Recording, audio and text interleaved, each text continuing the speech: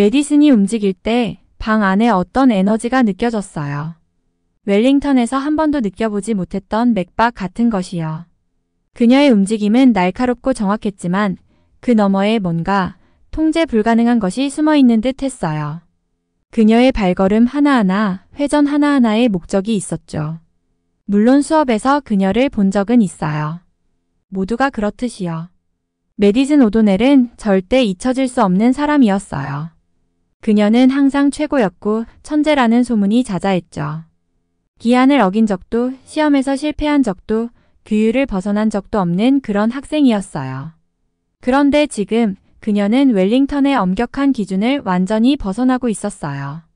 뭔가 말을 하고 싶었지만 목구멍에 걸려서 나오지 않았어요. 메디슨은 완전히 몰입해 있었고 그녀가 움직이는 방식에는 거의 신성한 뭔가가 있었어요. K-팝 이야기는 들어본 적이 있죠. 제 동생이 자주 듣거든요. 하지만 이곳에서 엄숙한 분위기 속에서 메디슨이 그것에 맞춰 춤을 추는 모습을 보니 비현실적인 기분이 들었어요. 갑자기 그녀가 멈췄어요. 메디슨의 시선이 제게 향했고 순간 다른 사람처럼 보였어요. 열정적이고 거의 야성적인 느낌이 들었죠. 그녀의 눈은 커졌고 춤의 열기 때문에 볼이 붉게 물들었어요. 메디슨은 서둘러 이어폰을 빼서 가방에 쑤셔 넣었어요. 저기 미안해요. 그녀는 더 붉어진 얼굴로 말더니 어딘가 부끄러워하는 것처럼 보였어요. 아니, 괜찮아요. 드디어 목소리를 찾아내 제가 말했어요. 정말 멋졌어요. 잠시 우리 사이에 정적이 흘렀어요. 그녀는 약간 놀란 듯했고 제 반응을 읽으려는 듯한 눈빛이었어요. 그리고 저도 저 자신 안에 있는 웰링턴의 일부분이 모습을 드러내려는 걸 느꼈어요. 아무 일도 없었던 것처럼 지나가고 싶은 마음, 불편함이나 갈등을 피하고 싶은 마음이요. 하지만 또 다른 감정이 저를 그 자리에 붙잡아 두었어요. 호기심이었죠. 메디슨에 대한, 그리고 아마도 저 자신에 대한 호기심이요. 그런 거 자주 해요. 제가 머뭇거리며 물었어요. 혹시 선을 넘는 건 아닌지 조심스러웠죠. 그녀는 잠시 망설이며 빈 복도를 힐끗 쳐다보더니 아주 조용히 대답했어요. 가끔요. 생각할 때 도움이 돼요. 그녀의 대답은 단순했지만 무게가 있었어요. 이곳 반짝거리는 바닥과 완벽한 성적의 아카데미는 생각하기 위해 무언가를 하는 곳이 아니었어요. 모든 것이 목적이 있고 방향이 있었죠.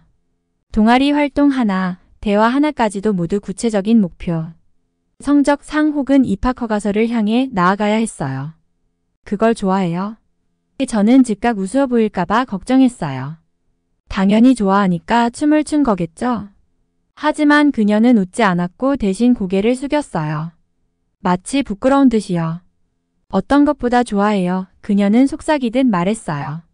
거의 들리지 않을 정도로 조용한 목소리였죠. 그 순간 제가 알던 메디슨이 단지 성적이 완벽하고 미래가 명확한 학생이 아니라는 것을 깨달았어요. 그녀는 자신만의 리듬을 가진 사람이었고 자신의 비밀과 어쩌면 웰링턴 아카데미의 틀에 맞지 않는 자신의 꿈을 가진 사람이었어요. 그리고 처음으로 어쩌면 저도 그런 꿈이 있을지도 모른다는 생각이 들었어요. 갑자기 종이 울리며 저희 둘을 그 기묘하고 섬세한 순간에서 깨웠어요. 그녀는 가방을 집어들고 모두가 아는 그 표정. 차분하고 자신감 있는 거의 거리를 두는 표정으로 돌아갔어요. 수업에 가야 할 것 같아요. 그녀는 조용히 중얼거리더니 작게 고개를 끄덕이고 복도를 따라 걸어갔어요. 그 발걸음이 복도에 울려 퍼졌죠. 하지만 그녀가 모퉁이를 돌며 사라지자 뭔가가 바뀐 것 같았어요. 그녀만이 아니라 저도요. 마치 메디슨을 그 순간 본 것이 제 마음속 어딘가에 작은 문을 열어둔 것 같았어요. 존재조차 몰랐던 문이요. 그리고 이제 그 너머에 무엇이 있을지 궁금해지기 시작했어요. 제 교실로 가는 길에 가방에 든 익숙한 교과서의 무게가 느껴졌어요. 연중 내내 들고 다닌 바로 그 교과서들이었죠. 그 안에는 암기해야 할 사실과 공식, 역사 날짜가 가득했어요. 저는 이 책들, 이 지식이 제 미래로 가는 열쇠라고 생각했었어요. 그런데 갑자기 그것들이 이전과는 다른 무겁게 느껴졌어요. 생각을 떨쳐버리고 강의에 집중하려고 했어요. 같은 목표를 향해 모든 학생이 똑같은 노트를 적고 있는 깔끔한 줄을 바라보며요. 하지만 메디슨이 춤을 추는 모습, 우리 모두가 따라야 하는 패턴에서 벗어나 움직이는 그녀의 모습이 머릿속에 남아 마치 멈추지 않는 노래처럼 제 뒤를 떠나지 않았어요.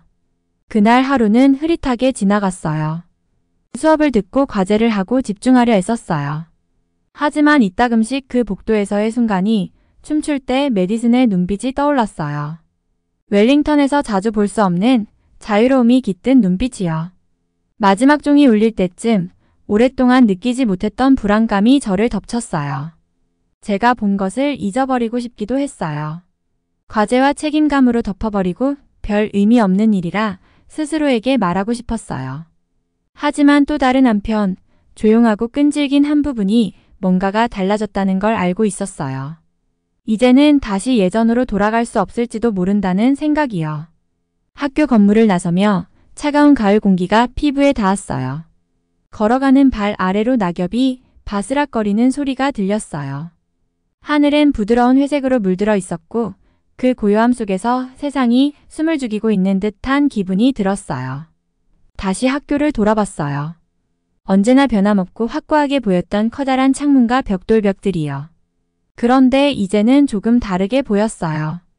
마치 손가락으로 살짝만 눌러도 금방이라도 무너질 것처럼요.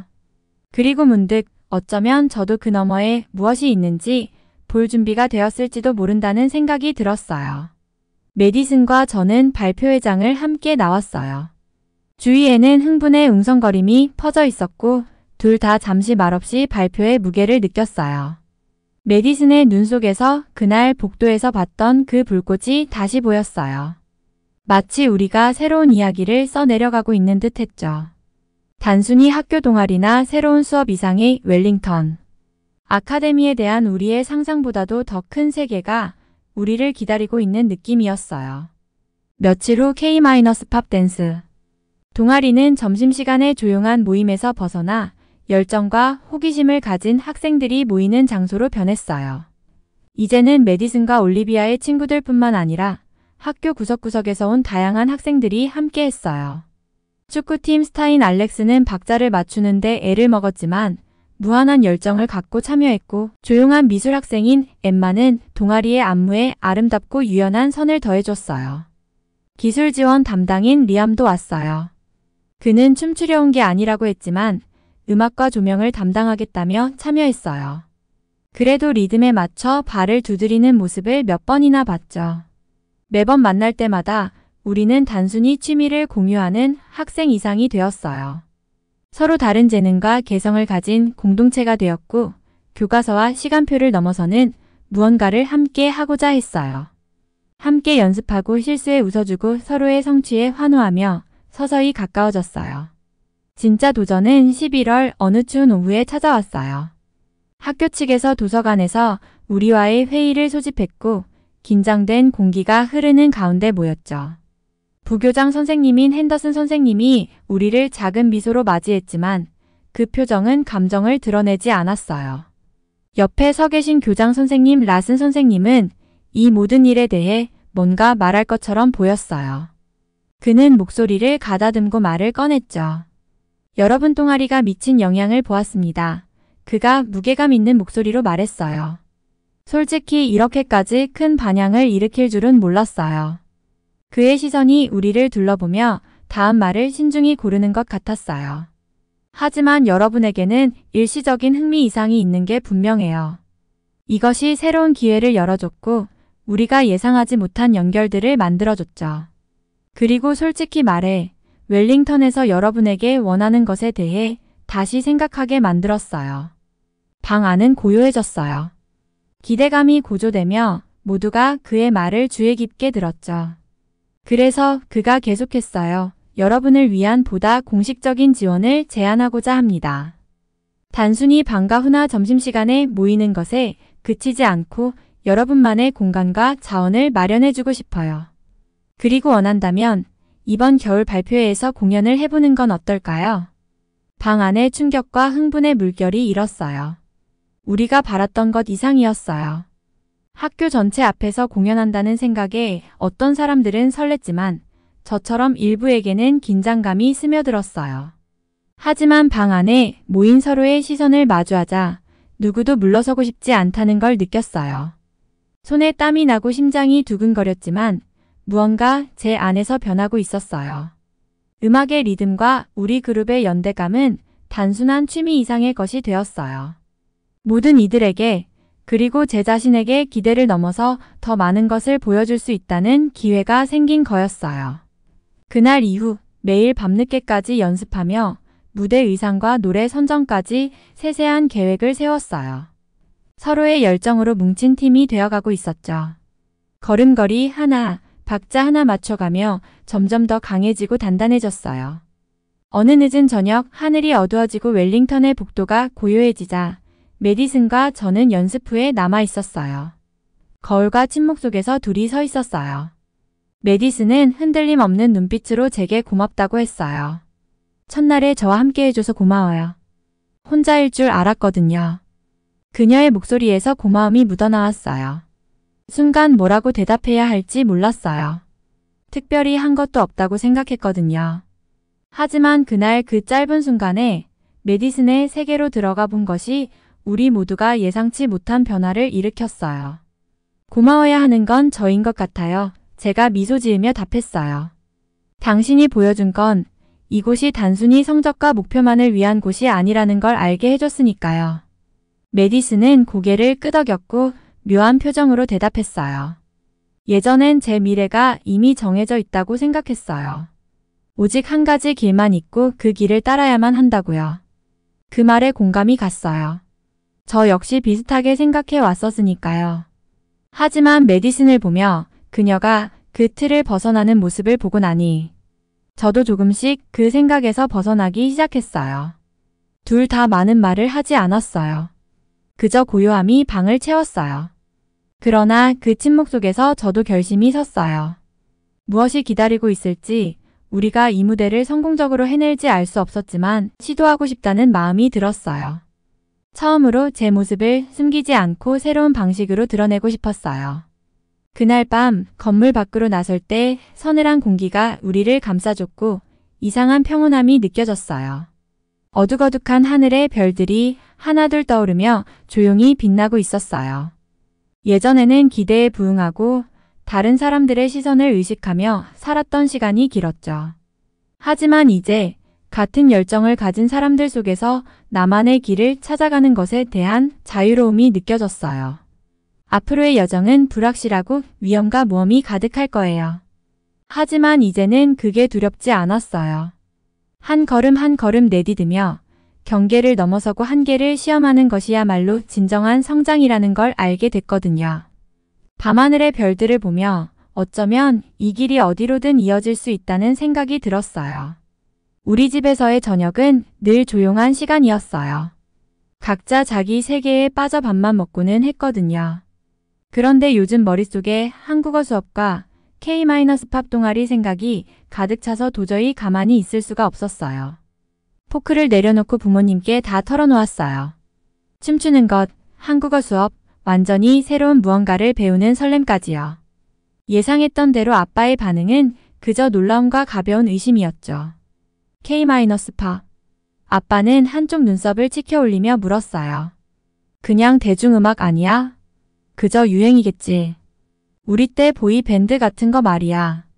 아빠는 늘 날카롭게 정돈된 양복과 깔끔한 머리를 하고 있어서인지 전형적인 보수적인 은행가 같았어요. 차분하고 냉정하고 유행에 흔들리지 않는. 하지만 엄마는 달랐어요. 호기심이 가득한 눈빛으로 몸을 살짝 앞으로 기울이며 제 얘기를 들으셨어요. 엄마는 문화연구 교수라서 세계 곳곳을 여행하곤 하셨고 한국도 그중 하나였어요. 얼마 전에도 서울에 다녀오셨는데 문화 트렌드를 연구하러 가셨다가 이명웅 콘서트까지 우연히 보게 됐대요. 그 이후로 집에서 그 노래들을 자주 흥얼거리곤 하셨죠. 그래서인지 엄마는 마치 이미 아빠보다 더 많이 알고 있다는 듯한 미소를 지으셨어요. 그게 단순한 대중음악이 아니야. 엄마는 부드럽게 말씀하셨어요. 아빠를 살짝 보더니 다시 저를 바라보셨어요. K-팝은 한국 문화의 아주 작은 부분일 뿐이야. 언어 역사, 이야기는 수백 년 전으로 거슬러 올라가거든. 알파벳인 한글도 모든 사람들이 쉽게 배울 수 있게끔 만들어졌다는 거 알고 있니? 누구도 배움에서 소외되지 않도록 만들었대. 저는 고개를 끄덕이며 엄마의 지지에 고마움을 느꼈어요. 우리 선생님도 세종대왕이 농부들조차 쉽게 배울 수 있는 문자를 만들고 싶어 하셨다고 했어요. 아빠는 가볍게 웃으시며 고개를 저으셨어요. 책 속에서나 보는 게 좋지 않겠니? 대중문화라는 건 그저 눈요깃거리잖아. 얼마나 큰 걸 배울 수 있겠어? 하지만 엄마는 그 말을 가볍게 넘기지 않으셨어요. 몇 주 동안 엄마는 저녁 식사에 한국 음식들을 살짝살짝 추가하기 시작하셨어요. 김치나 잡채 같은 서울에서 맛보고 오셨다는 작은 색색의 반찬들을 준비하시며 재료 하나하나의 의미를 마치 교실에서 가르쳐주듯 설명하셨죠. 심지어 아빠에게도 김치를 먹어보라고 설득하셨어요. 아빠는 조심스러운 표정으로 씹더니 이내 기분 좋은 듯 고개를 끄덕였어요. 조금씩 아빠의 마음도 누그러졌어요. 아직 적극적으로 한국 문화를 탐구하지는 않았지만 엄마가 서울에서 경험한 이야기나 이명웅 노래가 왜 좋은지 설명할 때는 귀 기울여 들으셨죠. 제가 저녁 식탁에서 한글을 써보면 살짝살짝 힐끔힐끔 지켜보시는 것도 봤어요. 궁금해하는 눈빛으로요. 학교도 다르지 않았어요. 한국어 수업 소문이 빠르게 퍼져서 기대 이상으로 많은 학생들이 모였어요. 단순히 몇 명의 호기심 많은 학생들만 오는 게 아니었어요. 수업 시간 내내 집중하지 않던 학생들까지도 미리 와서 배울 준비를 하고 있었죠. 한글의 간단하면서도 기발한 모양들이 뭔가 특별한 매력을 지닌 것 같았어요. 선생님께서는 한글의 모양과 소리를 연결해주며 생생하게 가르쳐 주셨고 글자가 의도적으로 설계되었음을 알게 됐어요. 몇 주 만에 언어는 마치 마법 같은 존재로 다가왔어요. 페이지 위의 글자들이 형태에서 소리로 그리고 우리가 발음하고 이해할 수 있는 단어로 바뀌었어요. 우리는 이름을 한글로 써보며 새로운 방식으로 음절들이 맞물리는 걸 발견했어요. 어렵기는 했지만 마치 암호를 푸는 기분이었죠. 새로운 시각으로 세상을 바라보는 법을 배우는 것 같았어요. 어느 오후 또 가득 찬 한국어 수업이 끝난 후 복도에서 메디슨을 보게 됐어요. 그녀는 늘 그렇듯 친구들 무리에 둘러싸여 있었지만 제 눈길을 보자 친구들 사이에서 걸어 나왔어요. 안녕, 그녀가 부드러운 미소로 인사했어요. 모두가 이렇게 빨리 한국어를 배워가는 거 정말 놀랍지 않니? 저도 가슴속에 자부심이 차오르는 게 느껴졌어요. 그러게.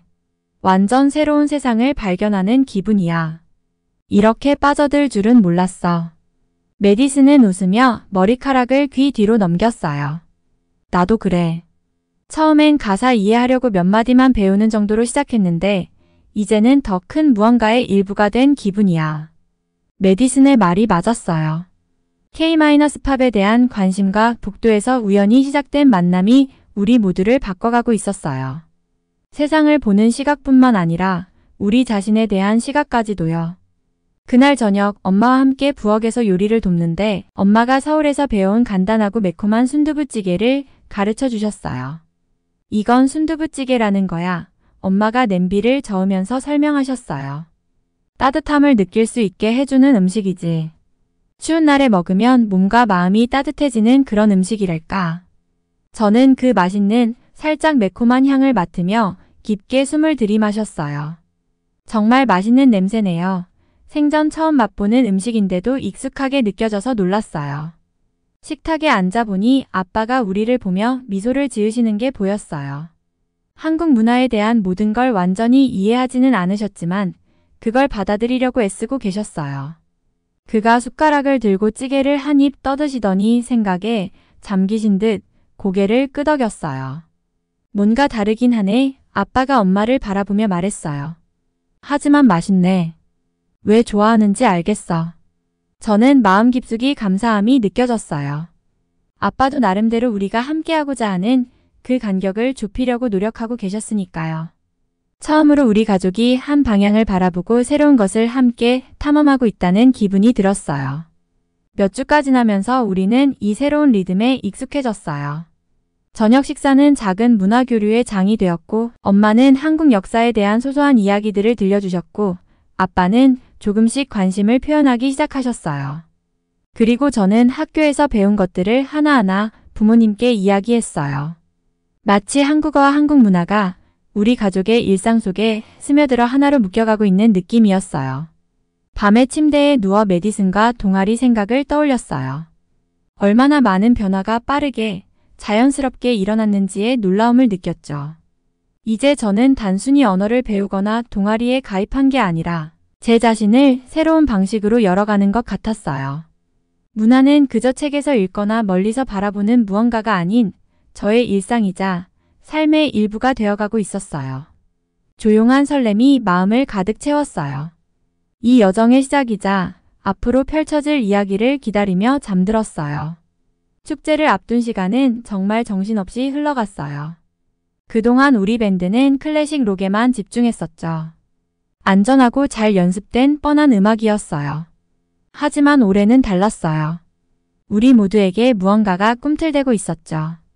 경계를 허물고 다양한 장르와 세계를 아우르는 무언가를 하고 싶다는 갈망이 느껴졌어요. 처음 변화를 주장한 사람은 사쿠라였어요. 그녀는 항상 아이디어가 넘치는 친구였지만 이번엔 더욱 확고한 모습이었어요. 이번엔 그냥 똑같은 거 연주하면 안 돼. 그녀가 어느 저녁 연습 중에 단호하게 말했어요. 이번에는 우리가 누구인지, 어디에서 왔는지를 담아서 새로운 무언가를 보여줄 기회야. 처음에는 그녀의 말이 무슨 뜻인지 잘 몰랐어요. 그러다 그녀가 자기가 좋아하는 일본 밴드 아라시의 노래를 틀어주면서 집과 가족을 떠올리게 하는 노래라고 설명했어요. 그녀의 열정은 전염력이 있었고 우리 모두의 머릿속에 다양한 아이디어가 떠올랐어요. 모두가 자신의 제안을 꺼내놓았죠. 다양한 곡, 악기, 스타일들. 토론이 오가던 중 문득 아이디어가 떠올랐어요. 곡을 섞어보는 건 어때? 제가 제안했어요. 오래된 것과 새로운 것을, 한국과 서양의 것을 합쳐서 로지즈 어파트를 써보면 좋을 것 같아. 길을 찾아가는 느낌이 있잖아. 그리고 80년대 윤수일의 아파트랑 합치면 어때? 아이디어는 방 안에 전해지며 모두를 전율하게 했어요. 사쿠라는 환한 미소로 고개를 끄덕였어요. 완벽해. 다양한 시대를 연결할 수 있어. 단순한 노래 하나가 아닌 우리 모두를 잇는 다리가 될 거야. 그날 이후 연습은 단순한 리허설이 아닌 집중적인 워크숍처럼 변했어요. 우리는 곡을 해체하고 멜로디를 어디서 어떻게 합칠지, 스타일을 어떻게 균형 잡을지 고민했어요.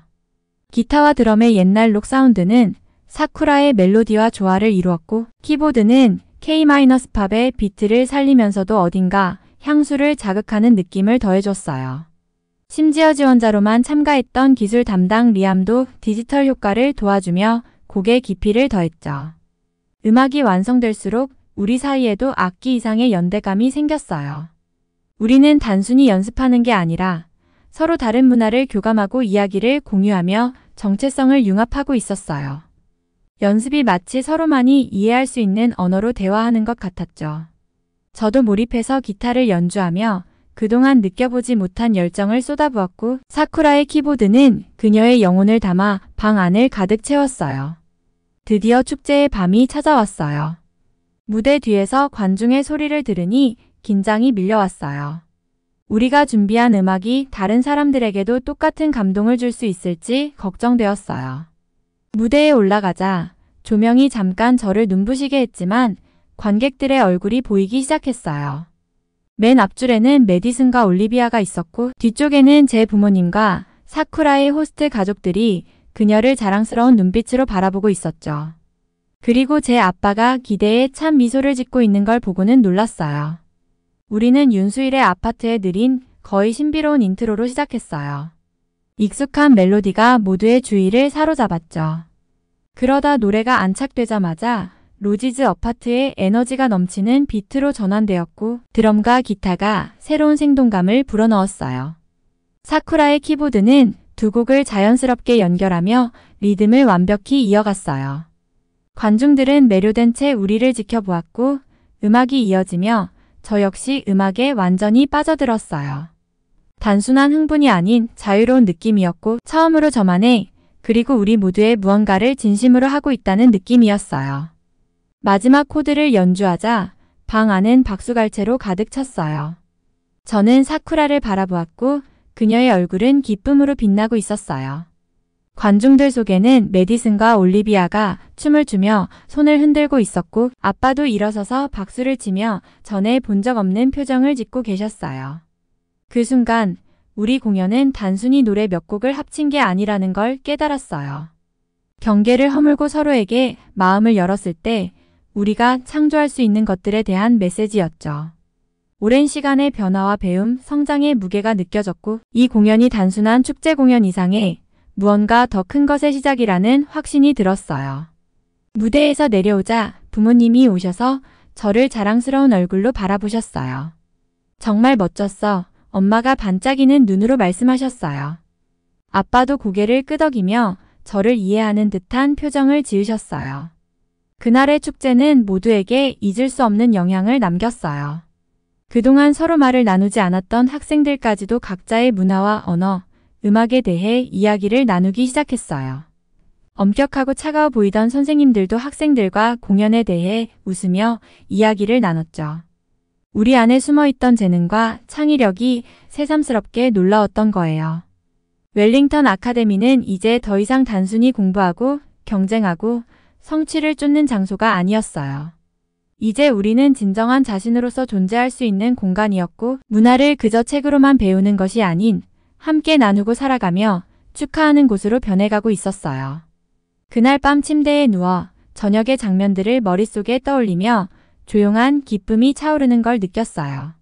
모든 변화와 동아리, 수업, 공연을 통해 우리는 서로의 삶에 깊이 자리 잡게 되었어요. 우리는 이제 단순히 규칙을 따르는 학생이 아닌 언어와 리듬, 전통이 어우러진 공동체가 되었어요. 이번 축제는 우리 모두에게 큰 목소리로 외친 것이었어요. 우리 부모님, 선생님, 그리고 우리 자신에게도 우리는 단순히 학교에 있는 아이들이 아니라는 걸요. 우리 모두는 더 큰 무언가의 조각이고 함께 우리의 음악을 만들어냈어요. 처음으로 진정으로 소속된 기분이 들었어요. 단순히 웰링턴 아카데미에 속한 게 아니라 경계 없고 아름다운 무언가예요. 그 감정은 앞으로 펼쳐질 어떤 미래에서도 저를 이끌어줄 것 같다는 느낌이었어요.